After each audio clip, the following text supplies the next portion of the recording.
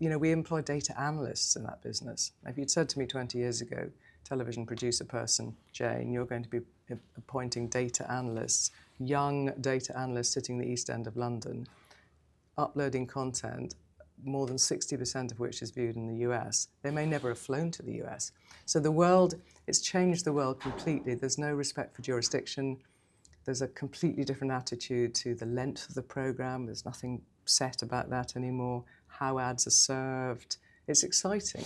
Will we still sit and watch the 30-minute, the episodes? Will we lean back? I don't know. I still do. On an aeroplane, I'll be honest. On Netflix, I can binge. On an aeroplane, I have the time and I'm trapped. Yeah, to watch a movie. To watch the whole thing through with no phone. Yeah. And these are critically important kind of elements to consuming media, aren't they? All3Media, it's one of the UK's largest independent TV, film, production and distribution groups, headquartered in London with a global presence from the US to Europe and Asia Pacific. Acquired by RedBird IMI, sister company of The National, for just over £1 billion. That was 2024, and the successes just keep rolling on. The Traitors, there's 30+ versions of that out there, plus Life on Our Planet and Squid Game, The Challenge. The CEO of the organization is Jane Turton. She has held that post since 2015. She joined the company in 2008, making it as COO in 2011, an ex-ITV executive. She joins us now on the Inside Brief with Manus Cranny.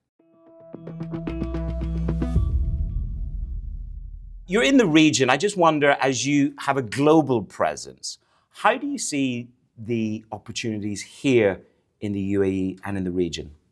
Yeah, great question. So I think multiple opportunities. No doubt whatsoever. I like the fact that everything in Abu Dhabi and the UAE seems to be forward-looking, to be future-looking, particularly around technology. I think some of the developments here are just fantastic around AI in particular. I think there's sort of unlimited potential, frankly, in terms of some of that new development. So that is an opportunity. It's an opportunity for us as a producer of television programs, distributor of television programs, to partner. So I think a lot of it hinges on partnership around, for example, technology, partnership, for example, with some of the platforms out here. Our view of the world today is not national, it's global. So if you think about it sitting wherever we're sitting, whether it's the UK, Los Angeles, Abu Dhabi, you're looking at an audience that is potentially, literally global. So we become, I hope, less interested in geography, more interested just in delivering shows, highest quality shows to an audience around the entire world. It's interesting you talk about the appetite. We talk about the flow of capital to this region and from this region, but from your perspective, through that TV production perspective, how big a demand is there out there for this region, for the culture, for the knowledge of this region? Because I think there's a shift. There's a shift in capital and there's a shift in desire to know more about this part of the world. So some of the development projects that we're talking right now today with people based here are about that. They're about explaining, talking about, introducing the world to this region, no doubt. But not narrowly that, not sort of educational programming, far from it. Entertainment programming, proper mainstream, popular quality programming that just happens to be stories told about this region or with people in this region. So I think, to answer your question, of course there's an appetite. People are curious to learn about stuff, good stories well told, the normal answer you'll get from most media executives, and they can easily come from this region. You've had a number of phenomenal global successes. What is the anatomy of a global success in your view? Well, that's alchemy, isn't it? Not science. It would be great. If I knew the answer to that question, I would be doing it all day, every day. I think, look, there are things that are common to them. I think there's something as sort of maybe unexciting, frankly, as just sheer dogged determination. I've never met a successful producer in the world of television, film, theatre, who isn't a determined character. They need to be able to do the thing they believe they should be doing. They don't take no for an answer. So I think a lot of it's to do with that, which is drive, confidence and all of that stuff wrapped up in a bow. I think there's also something obviously around talent, and it's about the people. I've always maintained that talent is top of that hierarchy when it comes to the criteria for success. I think ahead of IP, maybe a bit controversial. People talk about IP being the thing, but actually I think if you've got a good format badly made, you have a flop. So, I mean, I think it is about talent second, so people have to be talented. And they have to, in my opinion, in my world, it's about quality. You can, of course, produce lots of not so high quality stuff and still make a success of a business, but for us, we're proud of the fact that the shows we make, everything we do, has to be high quality. How tight? I mean, it is about standards, and it is about what you know is a good production. You're at the top of the tree in terms of running the organization, but how important is that down the organization for you? How involved are you down the organization? I don't sit, I'd love to. I mean, I sort of secretly fantasize about actually having more of a hands-on role, but of course I don't. It would be completely untrue to say that I'm sitting in a room with a development team developing, writing a script, coming up with a new format idea, testing it. Of course not. But again, it's back to that point about talent. You need, our model is interesting. We have this thing that we famously call a federal model. Our thesis is you have multiple different people, these phenomenal leaders of teams who have autonomy. And in giving them autonomy, you are giving them the license to make decisions. And doing that, you attract better people, funnily enough. So the whole sort of system is set up where the people who are running these various different production companies within the group are these sort of rock stars of the creative process. And they're very, very good, and they thrive being given the freedom to make the decisions, and the whole thing becomes successful. So then that takes us to the natural question, which is, what's your style of leadership? If you're talking about empowering people, you must be are you a very trusting leader? Yeah, I really believe in trust, and it sounds soft. It's not. It's as hard as nails. If you trust people, and you can build that relationship based on all sorts of values like transparency and openness and candor and so on and so on, I think, and feedback, by the way, I think you get, everything starts to work. When it works, it's fabulous. When it doesn't work, it's equally obvious, by the way, and you have to then take a decision that you've got to change something. But when it works, if you think about it, it stops the blocks, it removes the obstacles. Trust is critical. If you have feedback that a project perhaps is not hitting the notes that you had originally anticipated as a team, how aggressive, if aggressive is the right word, how definite are you about pulling the plug on something if it's not working? Well, it's a funny model, of course. So we're a manufacturing business, and we tend to be making, the program we are making, the film we're making, the series, whatever it might be, we're making for a customer. So the customer is Netflix, for the sake of argument. They're our biggest customer this year.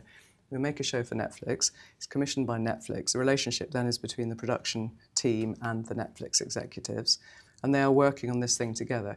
You often don't know whether something's popular. Mostly you will not know until it is actually dropped on the Netflix platform. By then, it's produced. So to answer your question, you may have a view during production that, hearing very positive feedback, you're thinking this sounds phenomenal, but you probably don't know the ultimate test. It'd be interesting if you asked the same question of the Netflix exec, frankly, but I think the ultimate test is sort of bums on seats. Yeah.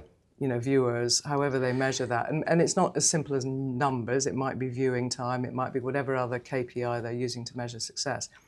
Obviously, it's very empirical. That piece is very empirical. They will tell you there is an algorithm, and they will tell you that they like this show because, the following reasons. And as the producer, you're working so hand in glove with them to hopefully deliver them something that does all that ticking of the boxes. They're your biggest client. Yeah. Do you feel overexposed or sort of concentration risk now with that one streamer? No, not at all. Partly because they continue to be an important client and have been for years. So this is not a sort of new thing. Partly because we have many other clients who are either, close to or not as close to in size terms to us. And otherwise, the not so close to is an opportunity. And the close to, they're good long-term relationship. The BBC is very important to us. Channel 4 is very important. A lot of the American broadcasters. We have our little pie chart in segments, and the segments are reasonably well distributed. In this current era of flux, political flux, economic flux, tariff flux, A lot of C-suite are perhaps a little bit restrained in their decision making. Is any of that global volatility permeating either into the streamers or into your world? Completely. I mean, we are, a lot of what we make, if you think about it, is made for platforms that are at some level or other ad funded. So if you sort of follow the money, you're going back to say if they are ad funded and those advertisers are starting to pull marketing budgets or reduce spend or change spend or go, digital versus linear or whatever it might be that they're doing, that obviously has an impact on our B2B relationship. And are you seeing that permeate through? You see that come through from? They spend less. At times of economic, challenge, there is absolutely no doubt that those, certainly the ad fund guys, are spending less money. But the long term of it, I mean, so to answer your original question, are we sort of worried about it? I mean, I think the long term of it, from our perspective, is content, television, films, etc., remains, to my mind, absolutely the differentiating factor, the secret to success of all of these platforms, whether they're ad-funded or subscription-based. And as long as one believes that, and I absolutely, vehemently do, I think we're in a good place to weather these small cyclical changes, because structurally we are heading still into a world where content remains critical. Well, let's talk about some of the big debates. They've been going on for time immemorial. The death of linear TV, the streamers will eat the lunch of linear, AI will kill creativity and the attention span of the next generation. So I want to break it down. Death of linear as the streamers eat their lunch. I mean, people have been calling the death of linear TV for as long as I've been involved in this business.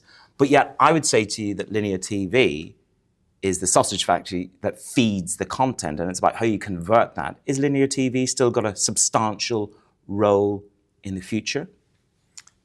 Right now, today, it definitely does. I think in the future, it continues to be very important. I think, though, that a lot of, so I've told you Netflix, which is clearly not a linear platform, has become our biggest customer. So clearly, we, as a big producer, are producing for the biggest customer in the All3 world on a non-linear basis. So I think the answer to your question is the arrival of the non-linear players for us has been a positive. It's increased the size of the pie. These are incremental amounts of money coming into a sector that was quite flat, honestly, for the reasons I described earlier. So I think the answer to the question is overall content continues to grow. Admittedly not exponential growth, far from it, but there is CAGR year on year still looking ahead. And I think the smart producer making the high quality sticky content remains confident, as I said moments ago, that content is differentiating and important. You talked about alchemy, the differential here. Again, for those people who are in that traditional business, producing the sausage factory, as it were, of content, what is the alchemy to transfer that to social media? So, that I think is a fascinating question. So we have, for example, in the group a social media business, so it exclusively distributes content, origination and existing television content on a lot on YouTube, a lot on the other social media platforms. It's called Little Dot. So what we did in 2014 is we started it up, complete startup, partly with a view to just grabbing an opportunity that we could see in the market. This new thing was coming. We wanted to be part of this new thing. And partly because I think just slightly more strategic, in a slightly more grown-up way, we were looking at something that was future-proofing the business. So what we've learned has been fascinating, incredibly helpful, because you learn firsthand then, don't you, from actually doing it, that these are quite different types of content, of course. Some common themes, quality, is certainly for us critical. Not always. We don't do creator content that isn't produced in a sort of high quality way. We do high quality content. But I think the interesting thing is going to be the business model attaching to all of that going forward. We're making nice margins and profit from that. But it is different, and you have to be agile and adapt to it. So what does that mean? I think it just means you have to constantly be aware that these are different types of audience metrics that you're measuring, different intermediaries, YouTube, Google, Facebook, etc., or Meta, etc.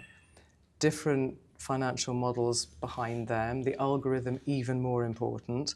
So we employ data analysts in that business. If you'd said to me 20 years ago, television producer person, Jane, you're going to be appointing data analysts, young data analysts sitting in the East End of London, uploading content, more than 60% of which is viewed in the US, they may never have flown to the US. So the world, it's changed the world completely. There's no respect for jurisdiction. There's a completely different attitude to the length of the program. There's nothing set about that anymore. How ads are served. It's exciting. Will we still sit and watch the 30-minute, the episodes? Will we lean back? I don't know. I still do. On an aeroplane, I'll be honest. On Netflix, I can binge. On an aeroplane, I have the time and I'm trapped. Yeah, to watch a movie. To watch the whole thing through with no phone. Yeah. And these are critically important kind of elements to consuming media, aren't they? I think it's a really interesting, the whole behavioural thing, which, let's face it, is partly to do with the advancement of tech, but the whole behavioural thing is absolutely fascinating. Will we continue to do that? It's so difficult not to look at what it is the through data? your own What does eyes. the data tell you? You say The you're data pointing says at people want to do a number of different things. Younger generations definitely, let's make a really sweeping statement, are watching content in a completely different way, dare I say it from you.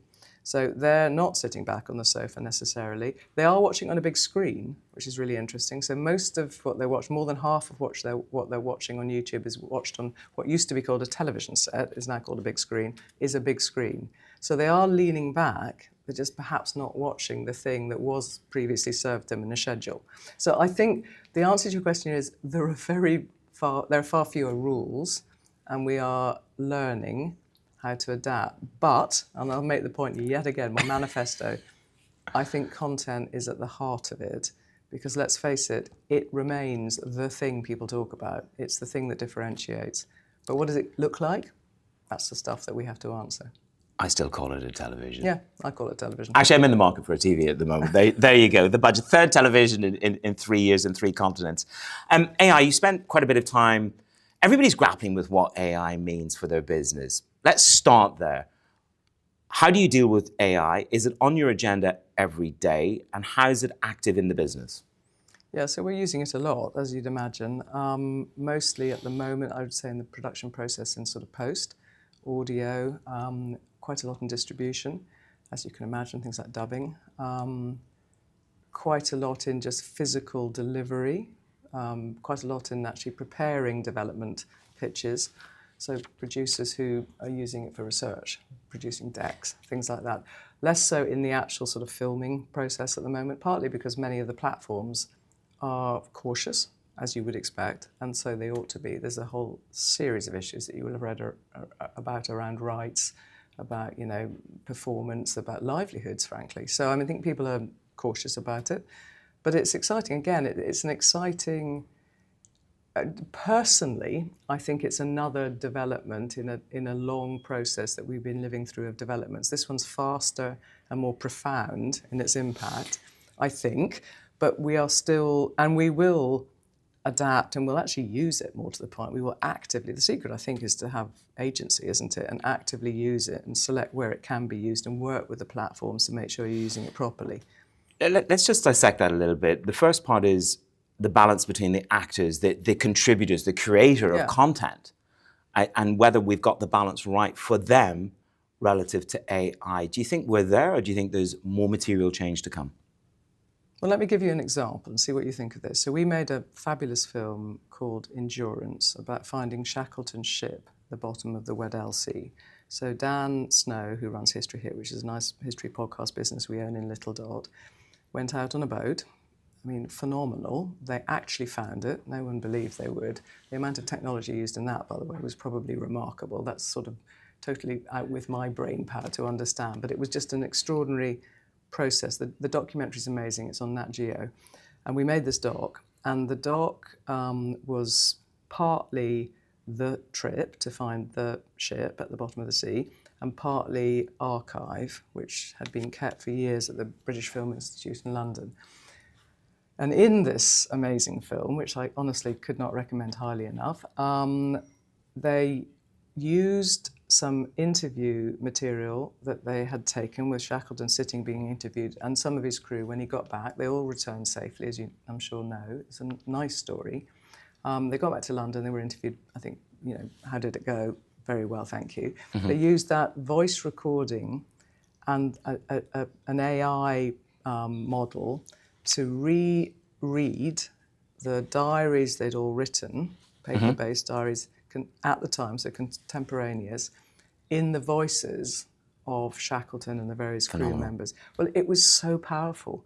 Your brain thought, well, obviously, and you thought, sort of part of it thought, how come? How on earth have they managed to record them reading the diaries? That sort of doesn't make sense. But actually, you parked all of that and you just thought, this is amazing. I can actually hear Shackleton reading his own diary today in 2024. In his own voice. It was last year, correct, in his own voice. So that is AI. Now, there's nothing in that isn't just rather fabulous. Or we made The Circle, for example, which is the sort of social experiment where they're all in the house. We had an AI instead of human being as one of the contestants, and the other human beings not knowing that person was an AI.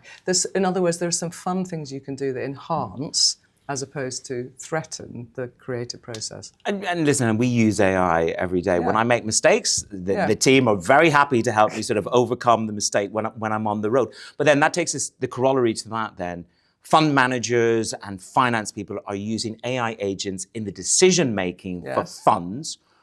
Where are you in your acceptance and belief in AI participating in the creative side, the actual creative spark? Look, I think already you will find there are producers out there who are using it in the development process, without a doubt. So that is partly answering your question. So in that creative spark igniting process, to use your metaphor, there will be elements of all sorts of input, some old school analog, some digital, some AI, some whatever. Into that sort of boiling pot will be going AI today, right now today. Even if it's just people using it as a research tool, frankly. So look, no one can stop the tide in any way. Why would we want to? If it enhances, makes it more efficient, whatever upside there is, it's a positive. The landscape of media is changing. There's a wonderful headline I read just before we sat down to do this conversation. Move over Murdoch, hello Ellison. Of course, I'm talking about Skydance, founded by Larry Ellison's son, taking over Paramount. The talk is in the market for Warner Brothers. The American landscape for media is going through a certain series of shifts. Talk to me about how you see that American media landscape, because that has global ramifications. Yeah, totally. So America remains, that flight to LA to sell the show remains hugely exciting to most world's producers. Let's say the UK for sake of argument, let's say All3Media. It's important. So the American market is incredibly important. It's a big, big market, real money being spent on real content. So I think that goes without saying. Changes to it have been pretty considerable. Cable, not what it used to be, not spending as much as it used to be. Probably first line of fire when it came to the sort of, shifting behaviour patterns of the population. So it had an impact, as we said moments ago, on spend.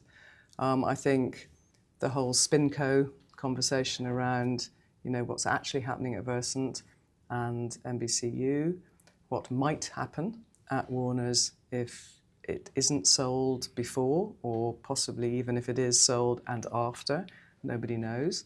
Or maybe David and David know, the two Davids, but certainly I don't know. But the answer is these are big seismic, the tectonic plates are all moving around, and not least, they've got simply the biggest, just look at the offices, platforms in Apple, Amazon Prime, Netflix, all based in the US, and many of those key decisions about long-term strategy coming out of those US HQs. So America remains incredibly important, and a big success in the States. Let's face it, Alan Cummings' face on posters advertising the Traitors as you drive down Sunset is like, whoa, What do you think when you see that? Did you ever think Jane Turton, setting out on her road, post-university, would be driving down Sunset Boulevard with one of your own shows up on a billboard? No, absolutely Do you not. smile? Yeah, there's a humility there as well. And funny enough, Alan Cumming and I are both Scots, so both of us out there thinking he looks a bit more tartan than I do most of the time. But yeah, no, I think look, there's a sort of pinch me moment, isn't there? And you think, wow, that's extraordinary. And then you think, well, no, just don't get carried away. I'm Scottish. Do not get too carried away with yourself there, Jane. That's not going to be good. So I think maybe that's part of the secret of success in business.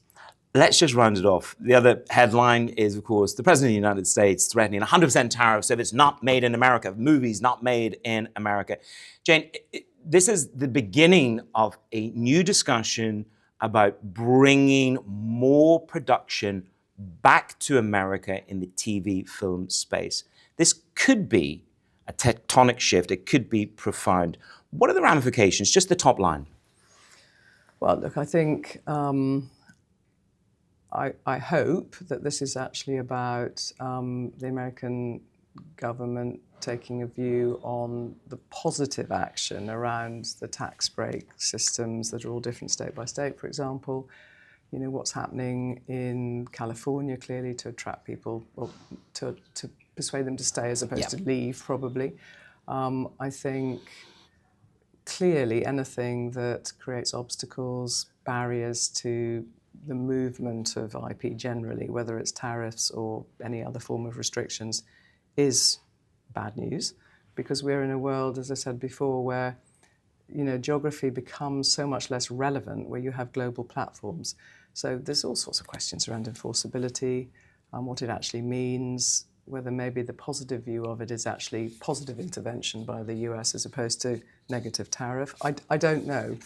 All I would say is we've enjoyed very much the fact we speak English, and that is a common, that is helpful for us in our relationship with the US. There's no doubt. We should never forget that. And our storytelling and the quality of our content and stuff speaks for itself.